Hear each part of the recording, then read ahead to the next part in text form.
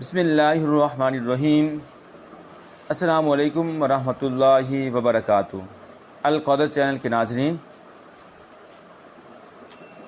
جب آقا کریم صلی اللہ علیہ وسلم کی ولادت بسعادت ہوئی تو اس وقت ایران میں کیا واقعہ رونما ہوا۔ ایران میں مجوسی مذہب آگ کے پجاری رہتے تھے۔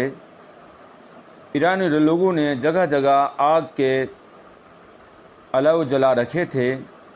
یہ لوگ اس کے ارد گرد بیٹھ کر اپنے طریقے کے مطابق عبادت کرتے۔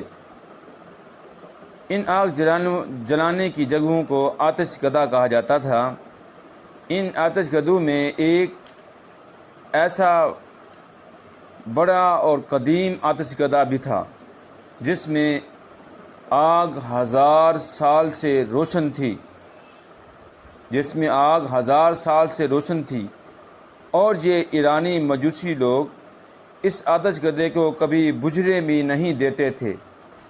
لیکن جب